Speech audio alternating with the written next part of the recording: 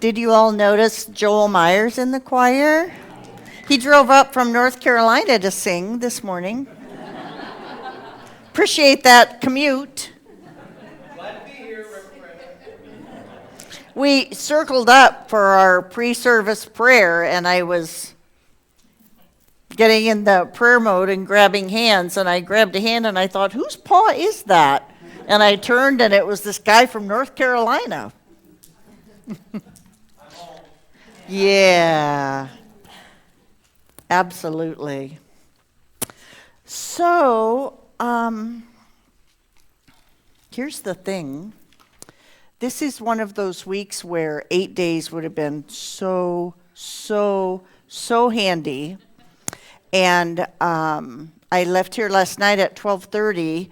Well, that'd be this morning at 12:30, and I had not yet written a message for today. So I think this is the first time in 9.5 years that we've started a Sunday service without a message in mind. So here's the good news. You all get to speak it, the message. So do we all come up front? Yeah, we all come up front, and then we'll just, Yes. I have some questions. And who doesn't love a good question? Especially a spontaneous question that you haven't had time to digest or to give any thought to. That's a fun game, isn't it? Here's my first question. Whose water bottle is this?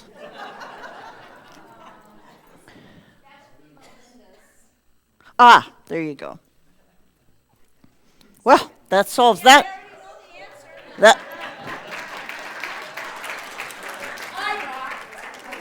Extra trip to Hawaii for you, honey. What does it mean? What does it mean to be a part of a group, an organization, a community? Community meaning spiritual community. And then just a greater community. What does it mean for you personally to be a part of group, organization, community?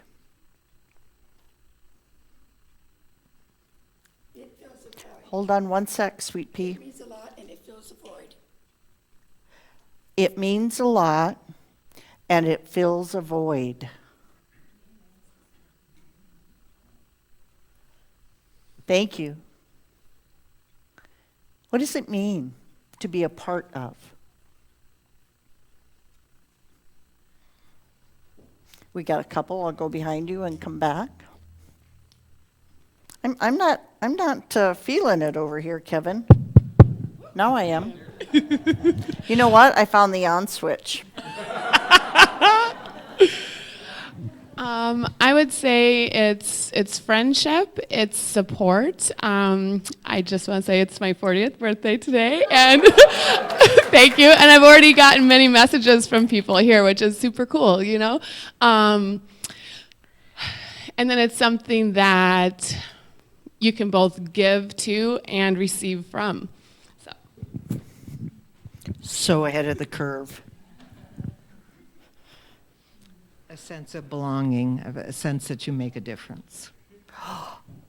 A sense of belonging, a sense that we make a difference.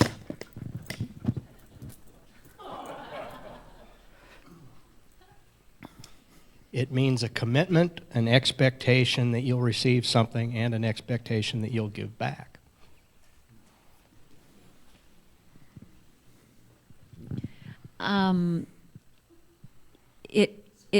It gives your life purpose beyond just making a living.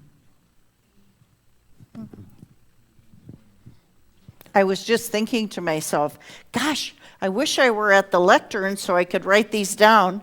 And then I remembered we live stream. Thank you, marketing media team.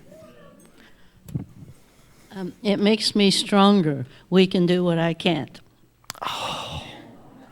Ooh. Wow. That's beyond what I could have made up. Truly, as an answer to this question. One specific word that I didn't hear, it was said and expressed in different ways. One of the words that came to me when I was thinking about the question was, I'm a part of something larger than me. We can do what I can't do on my own. And I'm a part of something for support on all different kinds of levels. You know, and as a spiritual community, we provide spiritual support. We have a whole spiritual care team of 7 wonderful people. So we provide spiritual support, and we provide financial support to folks who need some temporary boost and other kinds of support. So that was one word that had come to me. Now, and some of you touched on it in what you talked about, why you're a part of a community or an organization. What do we receive for being a part of group or organization or community? Maybe some folks that haven't spoken yet. Well, this community specifically, I've said this many times, I've been quoted. I'm not merely a congregant here. I grow. Community's dynamic. This group is dynamic. The support is dynamic. I learn something. I grow here spiritually. Thanks. What do you receive? One thing that I receive is being kind of an artsy person. I love a lot of issues and projects and things to do, but I sometimes grapple with how the path is going to go to get there. And what I find is listening to many, many voices with lots of different ideas and different approaches and working on this and that. We all have ideas. And Yes, it we all do. comes together to be something wonderful. And that's kind of what it feels like on a lot of levels, on a project level, on a growing, learning level, and on a spiritual level. Cool. Kind of the synthesis of it all and how it comes together in, like you said, so many levels and so many different areas. What do you get from a spiritual community, Miss Angie Cat? I was just thinking to myself that almost 3 years ago to the day, I moved here in 2010, going through a divorce and feeling lost, and I walked in here and felt so welcomed and so at home and so loved and nurtured. And then I moved away. Biggest mistake of my life. And I came back, another divorce, and feeling lost. And again, it's like, you know, you worry about sometimes when you leave that there's too much water that's gone under the bridge. Will people remember you? You know, will there... That is funny. I know. That is funny. I'm just saying theoretically, you know, you wonder, you know, will those people still be there? You know, how will it have changed? And nothing has changed. I walked in here and it was the same thing. It was just so overwhelmingly full of love and support and nurturance, and I just love you guys. So, thank you. TMI. I remember in one of my conversations with Angie while she was in the fog and navigating path and figuring out first step. And we had quite a conversation about it. And at some point, she really came to the heart space and said, I just need my peeps. And I think, again, it goes back to support and connection is another great word. We're a part of something larger than we are because there's connection, because there's heart, because there are people that we can lean on. There are people that we can grab a hand and navigate the fog together. Two in a fog is so much better than one in a fog. Wouldn't you agree? Yeah, especially if we both have our headlights on.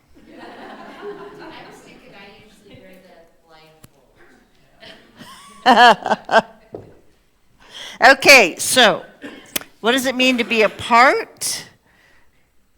What do we receive? Now, I'm curious to hear, again, I'm not limiting these thoughts and conversations to UnityCR. It's a big community day because it's our annual meeting, and we have annual meetings 3 times a year.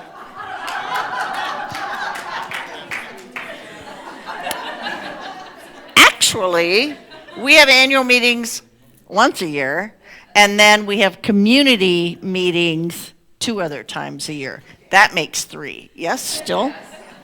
So I had a point. Oh, that we're celebrating community today. And then I had a question. What do you give? What do you give to the organization, the group, the community? I think I heard, Joel, what are you talking about? I think I heard you say what it means to be a part of a group or a community. You said there's a commitment, there's expectation. What do you give? You get something, but what do you Yeah, what do I expect? I mean, I'm joining it, I'm becoming a part of it for a variety of reasons, and there is an expectation, yes? So what do I expect? And that's very much a two-sided coin, and it's a very different journey from receiving and expecting to the giving. That's a different journey for every single one of us, and it has happened in different ways and at different times in our path. Some of us, I know, walked in the door. There was a woman, I've forgotten her name, it starts with L. There was a woman who was here last week for her very first time, and we had a group meeting to brainstorm some ideas about how can we show up in the greater community. Thank you. I knew it was L. And so she came up to me after the service, said, hi, I'm Laura. I'm really an activist. I want to be doing something. And I'm like, let me point you. And I'm watching her. I was in another meeting, but I went by the door. I'm thinking, would I walk into an organization like a spiritual community and then just show up at a group meeting for discussion? So some people walk in the door and give. That was my point. There was a point. I'm pretty sure we ran into her in Des Moines. I didn't meet her that day, but Susan did. And you saw her at the march? I think we saw her at the march in Des Moines among 26,000 other people. 26,000? Where's your hat? Get your hat on.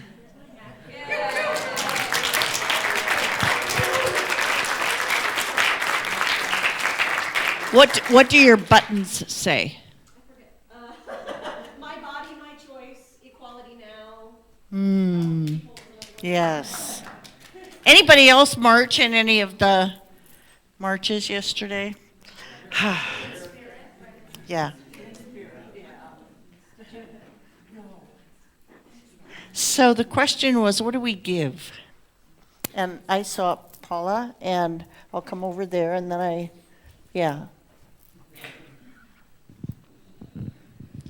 give what's mine to give. I give what I'm called to give. I've committed to giving only freely and not out of obligation, and to really dig deep to understand what my gifts are and how I can put them into play in this awesome place here. I like that part. I give freely and not out of obligation. We're not looking for a warm body to fog a mirror. We're looking for someone who's, well, it's true. We're looking for someone with passion and zeal. No comment, Dale. Paula took my answer. Oh, ditto. But I just wanted to say that you employ me, and that is one part of what I give, because it's an equal exchange. But anything else you see me do is, as Paula said, for me, it's the answer to all your questions, is that you look inside and find down in here what is yours to give, and not what yours is mine to give. Yeah. And then choosing that that's where you want to place your energy in any arena, not just this one, but what is yours to give, meaning here in my heart of hearts, what is mine to give in this situation. Amen, sister. Thank you. There's so many hands on this one. I'll piggyback some of all these comments, but for me it's giving with my passion, what my passion is, and giving with zeal and enthusiasm. Sizzling. I give of my time, my talents, and my treasures.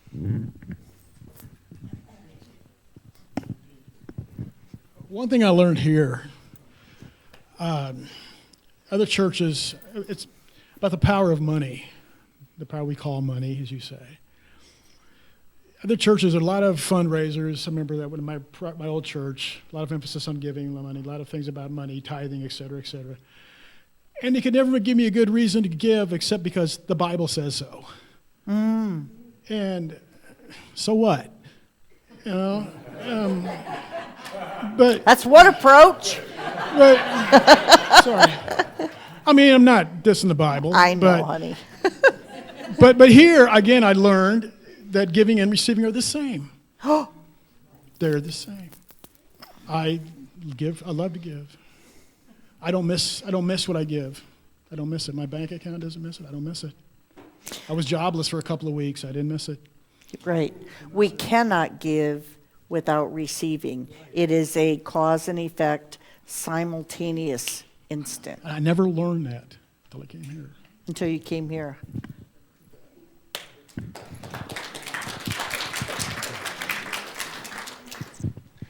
I give voice.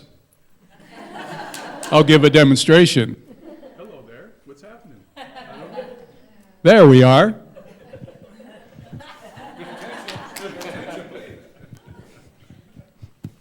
So this conversation has really applied to a lot of struggles that I've been working on lately. And all these comments have made me really consider the difference between being part of a group or a team and being part of a community. And for me, I'm feeling a differentiation between, I mean, there are things that I love and I do because I love them, and there may be a passion to that. But beyond that, when you're actually feeling like part of a community, and I will say, you know, as everybody else I think has said, I feel like a member of this community, although I'm not an official member of this church. Right. I have obligations at other places where I am a member and I have a passion and a call to serve there. But the difference for me is when you're in a community, when you can't always give your best and it's still enough.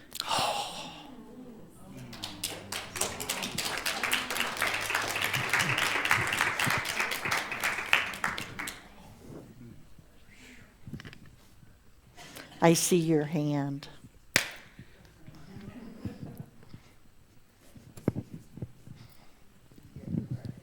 Well, what I would say we give forgiveness, which is not based on understanding all the time, but we give forgiveness, which in effect is love. And so that's what we receive when we give it. So we give forgiveness. I think that's a big part of being a part of a community. That's a talk waiting to happen, isn't it? I see hands, and I'm having my blinders on because of our day and our time. So I have one more question and then a thought. So, you know, based on everything we've heard, and we've heard such great things, I really need to do this more often and just ask questions and let you guys do the message. I'll run that by the board, like every other week or...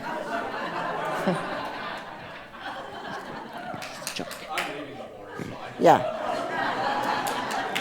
Chris is like, yes! So why do you think, now we're into member, and you make a very interesting point, very interesting discussion. In my history of churching, my perspective is that Unity looks at and talks about membership in a different way than some other denominations. We certainly do not have a requirement for membership here. In fact, on our database, we have categories. You all, you know, everybody needs a pigeonhole, right? So we have these categories on our database, and in every January, the office administrator and I update the list for this purpose of the annual meeting, and we write letters to folks and so forth.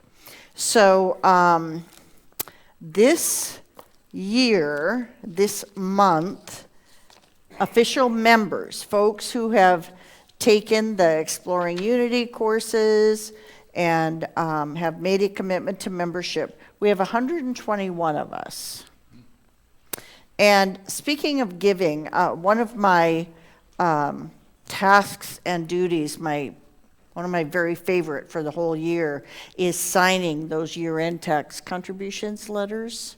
So they start, if you've given a donation of $250 or more, that's where the floor is for those letters. So we have 121 official members. I signed 70-ish letters. That's just 250 and more. And some folks are way more than 250, folks that literally help us keep the doors open. And then we have this little list on which is your name. It's called Friends of UnityCR. We have 24 of you. And these friends are not just folks that have shown up once or twice. That's a visitors list. These friends are folks who have put a stake in the ground. They show up, they give, they receive. And we also, because of our bylaws categories, we also have a group called inactive, folks who have been members in the past. They are not currently attending, and when I say not currently, we look over a 2-year period going back. Not currently attending, not currently financially supporting, and then we have our visitors list. So the reason I make that point is membership is one thing in terms of our governance, in terms of our being in compliance with Unity Worldwide Ministries and our bylaws. And the other part of membership is what I call putting a stake in the ground. And I know a little bit about your story and a little bit about your commitments elsewhere. And I feel like we can put more than one stake in the ground, yes? We can be a part of more than one group, more than one organization, or more than one community. So I'm going to ask just two people, why is it important, or why does a community invite us to put a stake in the ground? What difference does that make? The stake in the ground folks versus the floating in and out and nice visit, nice place to be.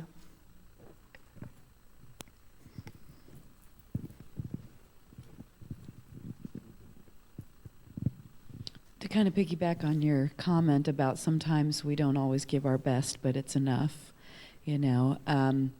The people who are the stake in the grounds, God bless you, because you're the people that allow the rest of us to come in and out when we can't give our best and can't give our all, and you keep the place going. And if it weren't for you, we wouldn't have this community. And so, you know, and at some point I know that I'm going to be called to be a stake in the ground person, and I want to be that person, you know, so that's a sustainability. Sustainability. Well said. I have a sense of ownership when I have a stake in the ground. That is well said. I have a sense of ownership. And in my history here, over the last 80, 90, 3.5 decades, is that possible? My history here is that sense of ownership has deepened and shifted over time because it's not my church. It's not the minister's church. And I think I've mentioned this before. I'm heading down today, I think, down to Kansas City. I'm serving Unity Worldwide and Unity Institute this week by sitting on the L&O boards, and the future ministers come before us and do their interviews and so forth, and we assess their readiness for the ministry. So I just lost that point completely. Did anybody have a thread there? Stake and ownership. Oh, not the minister's church. Because it's common in Unity to talk about Howard Caesar's church and Wendy Craig Purcell's church and Aaron McCabe's church and Karen Epps' church and so-and-so's church. And ever since I started the ministerial program and people would be talking about different ministries, I would say, oh, you mean Unity of Houston? You mean the Unity Village Chapel? You mean Unity of San Diego? You mean... And this is your community. I'm here serving. Do I have a stake in the ground? Hell yes. Do I give? Yes. Do I receive? Beyond measure. What's different in this community from other unities that I have visited, that I know the ministers fairly well, what's different here is this is UnityCR. It's not Brenda's church. I'm very clear about that. My minister friends, my classmates are very clear about that. And I still correct people in that conversation. You know, Howard Caesar's church and Wendy Craig Purcell's church. And I'm like, what happens when they're not there anymore? It's Unity of San Diego. It's Unity Village Chapel. It's Unity of Montclair. It's wherever. Yes. And you say it's our church. Yes. It's your.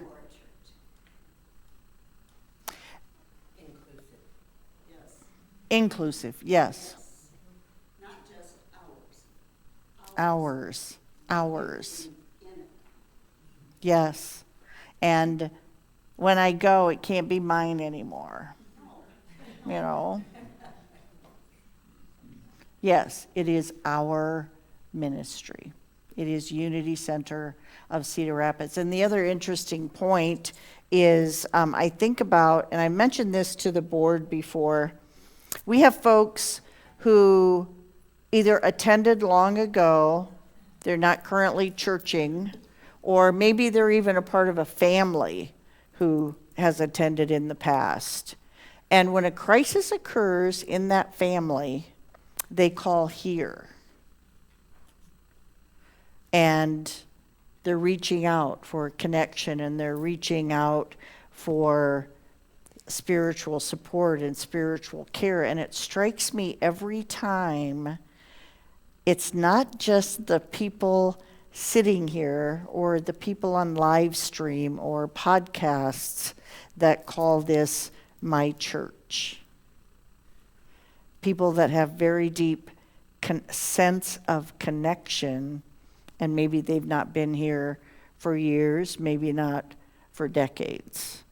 But when I meet with them in that crisis, it's like from their heart and from their perspective, like, these are my peeps and this is my church and you're here for me when push comes to shove.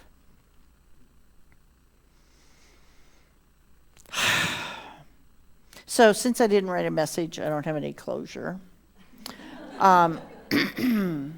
Let us notice in this holy moment, as we lean into our seat back, we may need to adjust our shoulders a bit, adjust our hands or legs.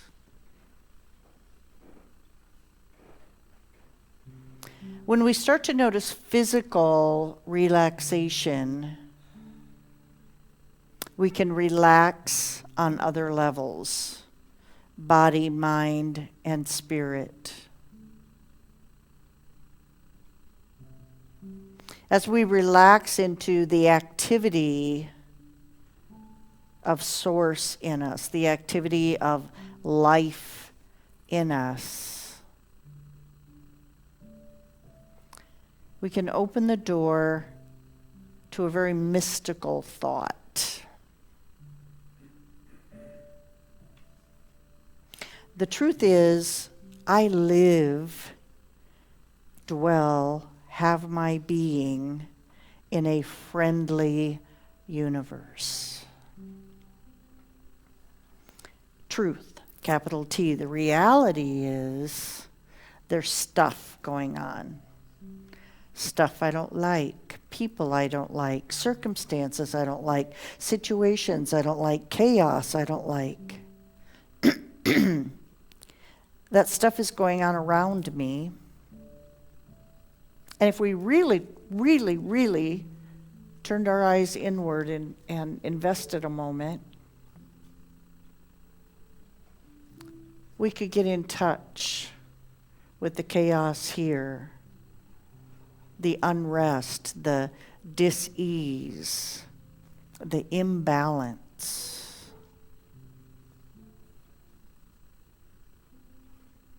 That's all fact.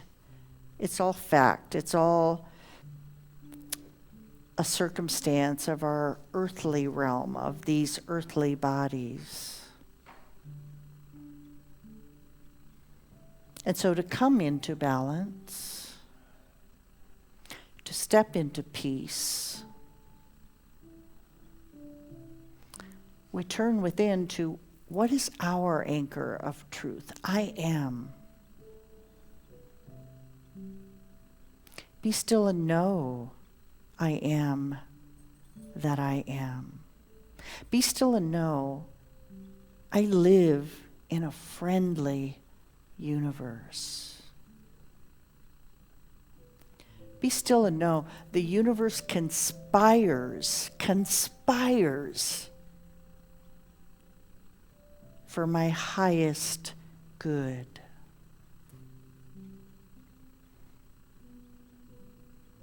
And so as we head toward the silence and sit in this vibration of fellow spiritual travelers, this vibration of connection, vibration of support, grateful, grateful, grateful hearts. Be still and know.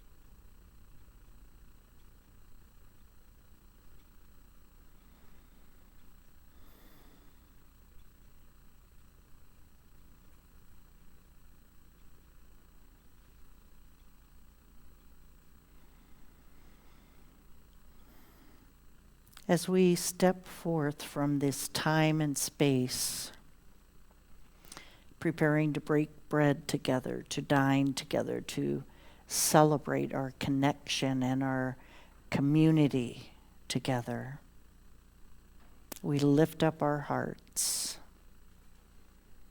I am grateful. Does anybody want to share that affirmation with me? I am grateful. And so it is.